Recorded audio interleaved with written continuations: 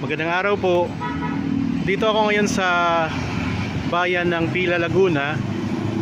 Ang i-offer ko sa inyo ngayon ay itong kinatatayuan ko mga kapraps. Isang commercial property.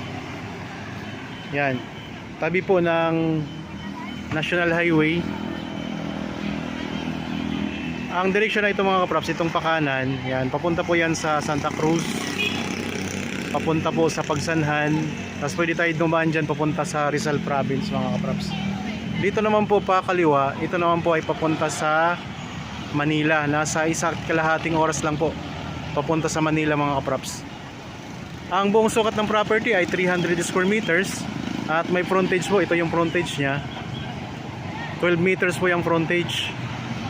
Bali mga kapraps, mayroon tayo ditong mga katabi na rin na establishment. At saka ito po, may building po na katabi.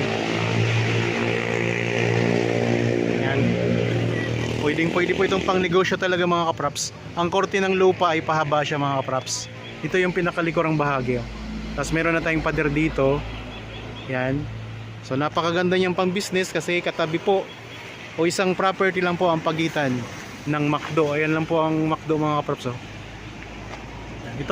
Itong property na pagitan natin. So ito lang ang pagitan natin. Tapos McDo na po yan.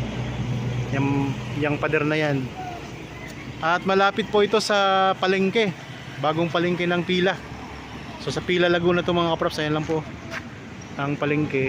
Tapos malapit po sa Jollibee.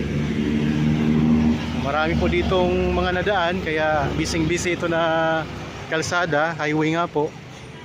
Kaya perfect po ito sa negosyo. Ayan, ito yung mga kalapit natin Tapos malapit din po tayo, katabi natin ng Andox. Ayan mga props ang Andox. Tapos ayan lang po ang ang Jollibee. Ayan lang po ang Jollibee. Ayan. Tapos McDo. Yan, ano pang hinihintay yung mga props? Kung naghanap kayo ng property na pang negosyo, so ito na po ang hinahanap ninyo. Ang presyo ay makikita nyo po sa description box at sa title nitong video.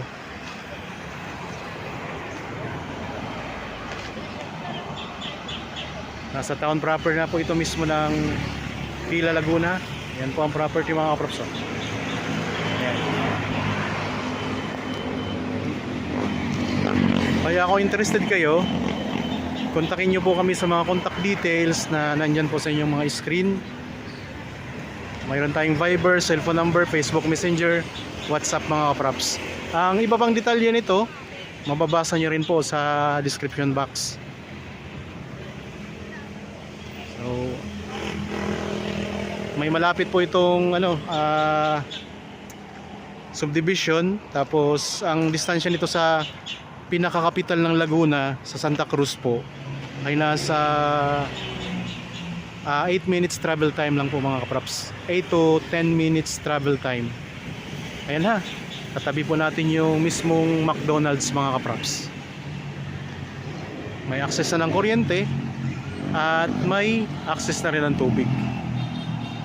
So perfect po ito mga kapraps sa business. Pwedeng tayuan ng building tapos paupahan po. Kung kayo po ay naghahanap ng ganitong property, ano pang hinihintay natin? Kontakin nyo na po kami mga kapraps. Okay, maraming salamat po.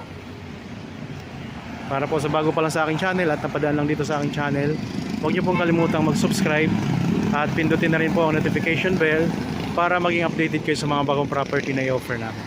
Maraming salamat po. Lagi tayong mag-iingat at God bless po sa ating lahat mga kapraps.